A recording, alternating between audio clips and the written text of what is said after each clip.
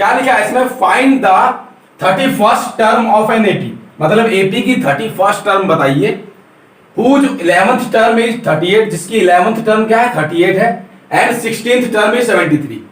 मतलब एक एपी का 31वां पद ज्ञात कीजिए जिसका 11वां पद 38 और 16वां पद 73 है। देखो बहुत सिंपल क्वेश्चन है, क्या दो पद आपको दिए हुए हैं, एक आपको निकालना है। तो देखो सिंपल सी बात से बात समझो, A31 कब निकलेगा, जब हमारे पास ए और डी होगा। A31 का मतलब क्या होता है कि A प्लस 30D। अब देखो ए और डी कैसे निकलेगा, तो एन वाला फॉर्मूला नहीं लग सकता, क्यों, एन वाला फॉर्मूला जब लगता है जब हमें 3 वैल्यू दी हो। तो यहां पर देखो, क्या आपको ए की वैल्यू पता है, नहीं, क्या आपको डी की वैल्यू पता है, नहीं। तो जब ए और डी दोनों की वैल्यू नहीं पता तो हम एन वाला फॉर्मूला तो लगा ही नहीं सकते, क्यों, वो कब लगता है जब एक वैल्यू ना पता हो। तो इसका मतलब कैसे निकलेगा ये, तो दूसरा तरीका क्या बताया था कि जो दोनों पद हमें दिए हैं उससे दो इक्वेशन बनेंगी, दो समीकरण बनेंगी, और उन दोनों समीकरण को हल करके फिर ए और डी का मान आएगा और ए और डी की वैल्यू से फिर A31 आ जाएगा आपका। तो बस वही करेंगे, हमें निकालना क्या है, देखो तो A31 निकालना है। हमें क्या दिया है A11th टर्म का मतलब क्या है A11, तो A11 दिया है किसके बराबर, 38 के बराबर, और A11 का मतलब क्या होता है A प्लस 10D बराबर 38। कोई डाउट, ठीक है, इक्वेशन 1 हो गई। ऐसे ही 16वां पद दिया मतलब A16 कितना 73, A16 का मतलब A प्लस 15D बराबर 73। तो यहां होगी दूसरी इक्वेशन आपकी, कैसे सोल्व होगी, तो एलिमिनेशन मेथड विलोपन विधि से कर दे, तो सीधा पहले में दूसरे में से पहला घटा दो, सब्ट्रैक्टिंग 1 फ्रॉम 2, मतलब 2 में से 1 घटाने पर, 2 में से 1 घटाने पर, 2 में से 1 घटाने पर, तो घटा दो। कैसे घटती है इक्वेशन, लिख देंगे पहले A प्लस 15D बराबर 73, A प्लस 10D बराबर 38। अब देखो जरा, ये माइनस ये माइनस ये माइनस, 15 में से 10 गया 5D बराबर, और 73 में से 38 गया 35 हो गया। तो D की वैल्यू क्या आई यहां से, तो 35/5, तो D की वैल्यू आ गई आपके 7। D की वैल्यू आ गई तो कहां पुट कर देंगे आप इसकी वैल्यू को, किसी भी इक्वेशन में A की वैल्यू आ जाएगी, तो लिख देंगे putting the value of D इन 1, मतलब 1 में D का मान रखने पर, 1 में D का मान रखने पर क्या होगा, तो यहां पर देख लो A ऐसे का ऐसे जमा 10 गुना D की जगह 7 सॉरी D का सान 7 है ना, बराबर 38। तो A की वैल्यू क्या आएगी, तो 38 में से 70 घट जाएगा, 38 में 70 घटेगा, तो A की वैल्यू आएगी आपकी 38 और 40 और 30, तो 32 आ जाएगी माइनस की। तो A की वैल्यू आ गई, D की वैल्यू आ गई, हमें क्या निकालना है 31वां पद, तो आप लिख दो सीधे A31। 31वां पद क्या होगा, तो A जमा 30D, A जमा 30D होगा ना, सिंपल, इसमें से एक कम D जोड़ दिया जाता है, तो A का मान है आपका -32 जमा 30 गुना D की वैल्यू 5 7, तो -32 जमा 30 सत्ते 210, 210 में से 32 गया, देख लो 10 में से 2 गया 8, 10 में से 3 गया 7, तो 178 आ गया आपकी क्या 31वां पद। तो आ गया आपका 31वां पद 178। तो आप लिख देंगे लास्ट में, हमसे क्या पूछा 31वां पद, तो आप लिख देंगे कि एपी का 31वां पद मतलब 31st term of AP is क्या हो जाएगा 178। सिंपल। देखो दो तरह के क्वेश्चन आ रहे हैं आपके एपी में, क्या, या तो आपको एएन वाला फॉर्मूला लगाना पड़ेगा जिसमें एक वैल्यू पता नहीं होगी कोई सी उसमें से और बाकी तीनों वैल्यू पता होंगी। एक क्या होगा कि हमें दो वैल्यू नहीं पता है, कहने मतलब दो वैल्यू नहीं पता होंगी आपको, ए और डी की वैल्यू नहीं पता, जैसे इस क्वेश्चन में था। तो आप कौन सा फॉर्मूला लगा सकते हैं, तो यही बन सकता है आपका क्या कि दो इक्वेशन बनाए आप और ए और डी की वैल्यू निकाल दे। तो यहाँ वही काम किया हमने, दो इक्वेशन बनाई और ए और डी की वैल्यू निकाल दी और जो हमसे पूछा था वो निकल गया। क्वेश्चन नंबर 8 देखिए क्या लिखा है कि an AP consist of 50 terms of which third term is 12। मतलब एक एपी है कंसिस्ट ऑफ मतलब 50 टर्म से बनी है वो, ठीक, उसमें 50 टर्म्स है, उसमें थर्ड टर्म तो आपकी 12 है and the last term is 106। Last term क्या है 106 है। फाइंड द 29th टर्म, फिर से 29वां पद निकालना है, 29th टर्म निकालनी है। एक एपी में 50 पद है जिसका तीसरा पद 12 है और अंतिम पद 106 है, इसका 29वां पद ज्ञात कीजिए। तो सिंपल बात, एक बात समझो, 29वां पद निकालना है अगर तो हमें ए और डी की वैल्यू पता होनी चाहिए। क्यों? देखो इसमें ए और डी दोनों की वैल्यू पता ही नहीं है हमें, तो an वाला फॉर्मूला तो नहीं लगेगा, तो सीधा a प्लस 28d लगाएंगे इसको निकालने के लिए। आपको पता है दो तरीके से निकलेंगे। अगर 29वां पद निकालना है तो या तो आप 29 को n मानकर an निकाल दो, लेकिन वो वाला फॉर्मूला यहां लग नहीं सकता। क्यों? क्योंकि a और d दो की वैल्यू नहीं पता मुझे, एक की ना पता हो तो लग सकता है वो फॉर्मूला। लेकिन दूसरा क्या तरीका है कि a 29 निकालना है तो a प्लस 28d कर दो, a 31 निकालना है a प्लस 30d कर दो, एक कम d जोड़ दो a में, तो वैसे निकल जाएगा। लेकिन उसके लिए भी तो a और d की वैल्यू पता होनी चाहिए। तो एक बात समझो, तीसरा पद का मतलब क्या है? a3 और a3 का मतलब a प्लस 2d, तो इक्वेशन बनेगी एक समीकरण यहां बनेगी। और अंतिम पद का मतलब क्या है? एक बात समझो, अगर कुल 50 पद है तो अंतिम मतलब क्या? 50वां पद तो हुआ।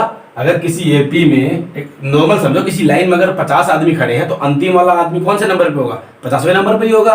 तो इस एपी में भी 50 पद हैं, तो अंतिम वाला पद मतलब 50वां पद हुआ ना वो, तो इसका मतलब 50वां पद ये है, तो 50वां पद मतलब क्या कि a 50, इसका मतलब a प्लस 49d, दो इक्वेशन बनेगी। तो अब सीधा लिखेंगे तीसरा पद मतलब कितना दे रखा है? 12। होता क्या है तीसरा पद? a प्लस 2d बराबर 12, समीकरण 1। ऐसे ही 50वां अंतिम पद मतलब 50वां पद है, तो a 50 बराबर 106, तो a प्लस 49d बराबर 106 हो गया। ठीक है, ये इक्वेशन 2। इन दोनों का सोल्व कैसे करेंगे? तो आप लोग 2 में से 1 घटा दो, 2 में से 1 घटा दिया मैंने, तो a प्लस 49d बराबर 106, नीचे लिखेंगे a प्लस 2d बराबर 12, घटेगा तो चिन्ह बदलेंगे, ये कट जाएगा। 49 में से 2 गया 47d बराबर 106 में से 12 गया, कितना आया? 94 आया। d की वैल्यू निकालेंगे, 94 बटा 47, तो आ गई आपकी 2। d की वैल्यू क्या आई? 2। अब d की वैल्यू क्या करते हैं आप? समीकरण में भरेंगे एक में, तो लिखते हैं putting value of d in 1। d का मान समीकरण 1 में रखने पर, तो यहां रखो d का मान a प्लस 2 गुना 2, d की जगह 2 भर दिया, बराबर 12। तो a बराबर देखो 12 में से a वाला 4 घट जाएगा इधर आके, तो क्या हो जाएगा? 8। देखो a की वैल्यू 8 आई, d की वैल्यू 2 आई। तो अब क्या करेंगे? यहाँ पे हमें 29वां पद निकालना है, तो बस निकाल देंगे a 29 बराबर a प्लस 28d, तो निकाल दो। a का मान क्या है? 8 जमा 28 इंटू d का मान क्या दिया आपको? 2 निकाल दिया हमने, तो 28 जमा 28 दूनी 56, 56 8 64 आ गया आपका क्या? 29वां पद। तो लास्ट में आप लिख देंगे ऐसे ही 29th term of this AP is 64। AP का 29वां पद 64 है। Question number 9, if the third term and 9th term of an AP are 4 and -8 respectively, मतलब थर्ड है आपकी 4 और 9th टर्म है आपकी -8, which term of this AP is 0, इसकी कौन सी टर्म 0 है? हिंदी में पढ़ते हैं, यदि किसी एपी के तीसरे और 9वें पद क्रमशः 4 और -8 है, ये तीसरा पद या 9वां पद, तो इसका कौन सा पद शून्य होगा? देखो आपने क्वेश्चन किया था, ऐसा चौथा ही क्वेश्चन था क्या, उसमें लिखा था कौन सा पद 78 है, मतलब इसमें यही बोला कौन सा पद शून्य है, विच term of this AP is 0। तो मैंने आपको बताया था जब भी विच टर्म लिखा है या हाउ मेनी टर्म्स लिखा है, कौन सा या कितना पद लिखा है, इसका मतलब क्या कि हमें n की वैल्यू बतानी है। तो अगर n की वैल्यू बतानी है तो ये 0 क्या है? 0 क्या है बोला ना, विच टर्म, कौन सा टर्म 0 है, तो इसका मतलब 0 आपका an है और आपको n निकालना है। अब देखो an से n निकालने के लिए आपको a और d भी तो पता होना चाहिए। an का फॉर्मूला क्या होता है? a plus n minus 1 into d। तो क्या आपके पास a और d है? अभी देखो अभी तो ap नहीं है हमारे पास, तो a और d कहां से आया? तो हमें पता चल गया कि an 0 है, n निकालना है। तो n जब निकलेगा जब a और d भी मेरे पास हो और an दे रखा है तो n निकल आएगा। a और d कैसे निकलेगा? सिंपल, तीसरा और 9वां पद दे रखा है ना, तो दो इक्वेशन बनेगी, तो क्या a और d की वैल्यू नहीं आएंगी? वहां से a और d की वैल्यू आई, वैल्यू आते फिर an वाले फॉर्मूले में रख देंगे और आ जाएगी आपकी वैल्यू। कैसे जरा देखो, पहले लिखते हैं तीसरा पद। तीसरा पद क्या है आपका? 4 है। तीसरा मतलब a प्लस 2d बराबर 4। अच्छा, इक्वेशन 1। उसके बाद आपका क्या है? 9वां पद दे रखा है, a9 बराबर माइनस का 8, तो इसका मतलब a प्लस 8d बराबर -8, इक्वेशन 2।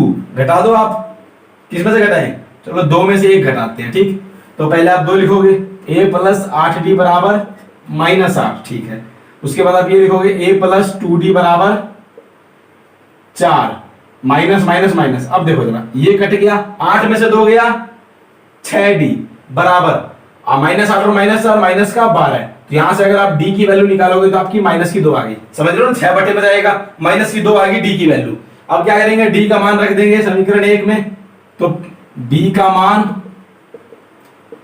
1 में रखने पर इंग्लिश वाले क्या लिखेंगे, putting value of d in equation 1। देखो आप समीकरण 1 लिखे, सिर्फ 1 लिखने से नहीं बनता, समीकरण 1 लिखना पड़ता है। उसके बाद आप रखो यहां पे मान, तो 1 कैसे कैसे 2 गुना d की वैल्यू -2 बराबर 4। अच्छा आगे देखिए, a बराबर क्या होगा, देखो ये तो हो जाएगा -4, समझ पा रही है ना, ये a -4 बराबर 4 होगा, और a की वैल्यू 4 × 4 8 हो जाएगी। a की वैल्यू, a की वैल्यू 8 आई, देखो जरा a की वैल्यू 8 है, d की वैल्यू -2 है, निकाल दी मैंने d की वैल्यू, और आपको an दे रखा है 0, और कौन सा पद पूछा है, इसका मतलब ये an है, हमें n निकालना है, तो n बराबर निकालना है। तो क्या an वाले फॉर्मूले से नहीं लग जाएगा ये, तो an बराबर a plus n - 1 into D. an की वैल्यू 0 है, a की वैल्यू 8 जमा n निकालना है d -2। अब देखो 8 इधर आएगा तो -8 बराबर n - 1 इंटू -2। अब एक बात समझना, ये -2 इधर आके कहां जाएगा, तो बटे में जाएगा, कोई इसको इधर लाके प्लस मत कर देना, क्यों, क्योंकि इसके साथ ये गुणा है -2 की, बात समझ में आ रही है ना, ये कोई 2 घटा नहीं रखा है, -2 की गुणा हो रखी है इसके साथ, तो ये इधर आके बटे में आएगा -2 बराबर n - 1, ये कट के आ गया 4 आपका। तो n की वैल्यू क्या है यहां से, तो n की वैल्यू है 4 × 1 5, बात समझ में आ रही है ना, एक इधर आ जाएगा, फॉर्मूला तो लगा ही रखा है बहुत बार आपने, सीधे n की वैल्यू क्या आई 5, तो n की वैल्यू 5 है, इसका मतलब क्या कि इस AP का 5वां पद शून्य है, यही तो मतलब है ना इसका, n के वैल्यू 5 का मतलब क्या है कि इस AP का 5वां पद शून्य है। तो आप लिख देंगे कि 5th term of this AP is 0, इस AP का 5वां पद शून्य है। तो बस यहां पर आपको 2 फार्मूले लगाने पड़े, पहले 2 इक्वेशन बना के a और d की वैल्यू निकालनी पड़ी, फिर n वाला फार्मूला लगा के n की वैल्यू निकालनी पड़ी।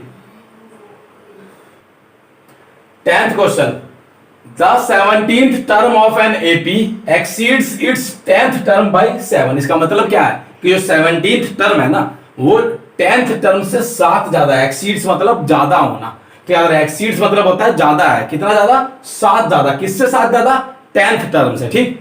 फाइंड द कॉमन डिफरेंस, तो सार्वंतर निकालना है आपको, कॉमन डिफरेंस निकालना है d।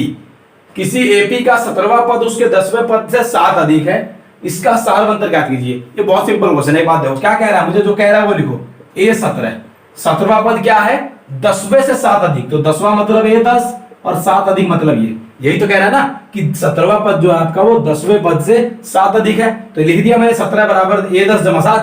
अब उसके बाद वैल्यू भरते हो, a 17 क्या होता है, a प्लस 16d बराबर a प्लस 9d, देखो इसकी a प्लस 9d, इसकी a प्लस 16d जमा में 7, ये a से a कट जाएगा, पता है ना कट जाता है, क्योंकि ये इधर आके माइनस का होगा कट जाएगा, तो बराबर के इधर और उधर दोनों तरफ अगर कोई सेम चीज है तो वो कट जाती है, प्लस माइनस वाली, मतलब इधर भी प्लस है इधर भी प्लस है कट जाएगा, इधर भी माइनस इधर भी माइनस है तो कट जाएगा, ठीक।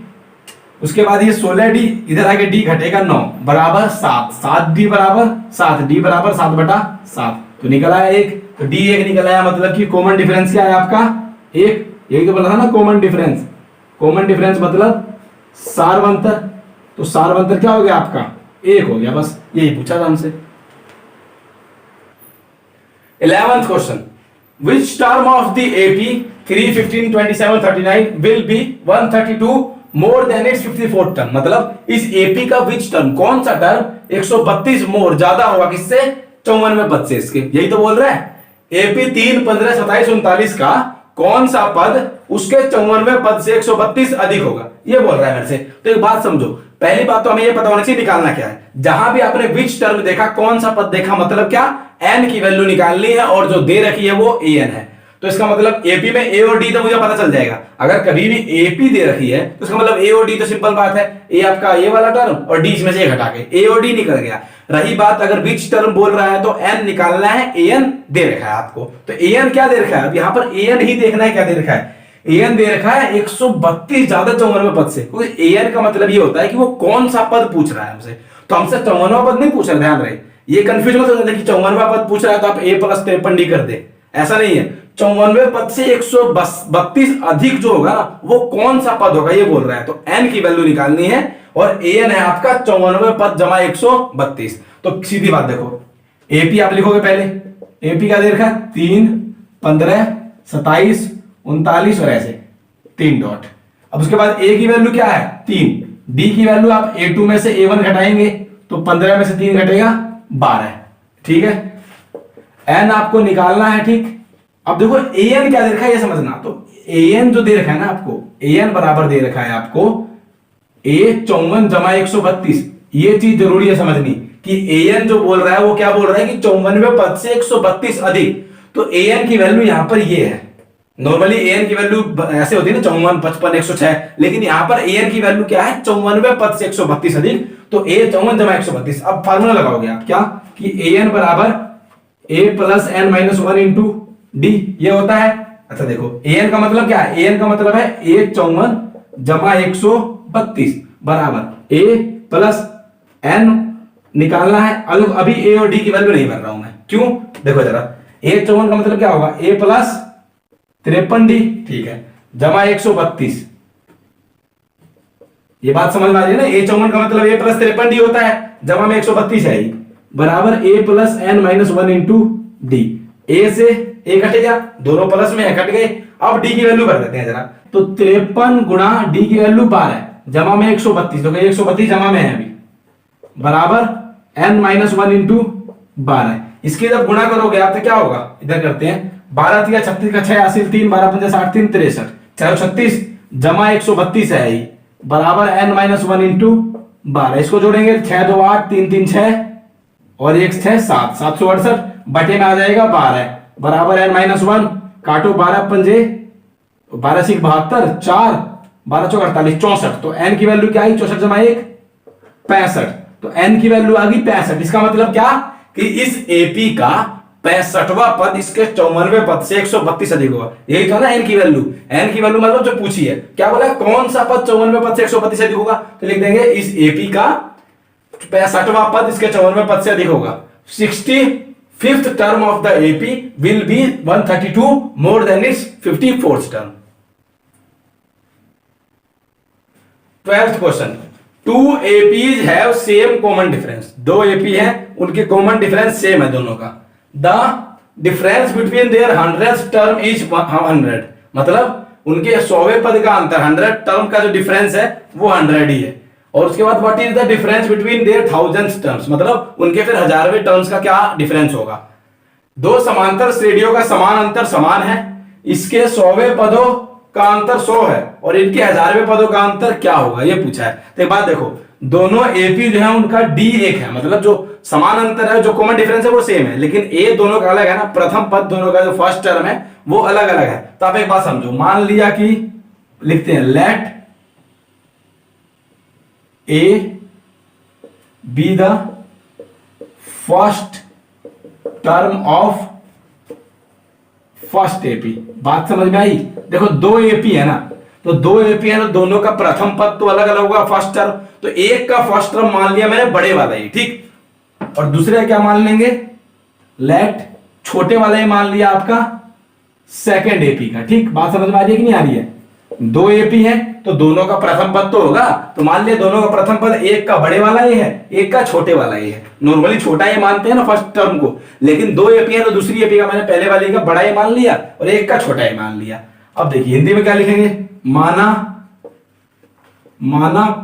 पहले एपी का प्रथम पद, माना पहले एपी का प्रथम पद, तो पहले एपी का प्रथम पद क्या होगा, तो मान लिया आपका क्या हो जाएगा ए। ठीक, ऐसे ही माना दूसरे एपी का प्रथम पद वो छोटा ही मान लिया। देखो डिफरेंस दोनों का क्या सेम है, दोनों का सार्वंतर क्या है, माना दोनों का, पहले इंग्लिश में लिख दो, let the common difference of both the AP, of both AP, वो क्या है डी। देखो दोनों के लिए कॉमन डिफरेंस तो सेम है क्या, डी। माना दोनों एपी का सार्वंतर, तो मान लिया दोनों एपी का सार्वंतर क्या है आपका डी। ये बात समझ में आई। जब ये पूरी चीज मान ली तो अब करते हैं जरा क्वेश्चन सोल्व। तो एक बात देखो क्वेश्चन कैसे सोल्व होगा, इधर करता हूं, ठीक। तो देखो इसने क्या बोला कि दोनों के 100वें पद का अंतर। तो एक बात बताओ जरा, इधर ही कर देता हूं। देखो जरा, ये याद रखना, पहले का ए है, दूसरे का छोटा ए है, डी दोनों का सेम है। अब इसको सोल्व करते हैं आगे, ये आप लिख लेना पहले, फिर सोल्व करते हैं। अब देखो जरा, इसने क्या बोला है कि 100वें पद का अंतर मतलब डिफरेंस ऑफ 100 टर्म। तो एक बात बताइए कि जो पहले वाली एपी उसका 100वां पद क्या होगा, ए प्लस 99 डी, यही होगा ना। अच्छा, माइनस दूसरा एपी ए प्लस 99 डी बराबर 100। क्या गलत लिखा मैंने? देखो 100वें पद का अंतर, तो जो पहले वाली एपी थी उसका 100वां पद क्या होगा। देखो 100वां पद का मतलब तो ए प्लस 99 डी है, लेकिन पहले वाले एपी में बड़ा ए है, छोटे वाले एपी में छोटा है, मतलब दूसरे वाले एपी में। तो दोनों एपी का पहला पद जमा 99 डी। ये देखो, ये पहले एपी का 100वां पद, ये दूसरे एपी का 100वां पद, दोनों का अंतर 100 के बराबर है। अब देखो यहां से काट ले तो देखो क्या आएगा, अगर ए प्लस 99 डी माइनस है और माइनस का 99 डी बराबर 100, यही आया। अब देखो जरा, ये कट गया, क्या बचा, ए माइनस छोटा है बराबर 100।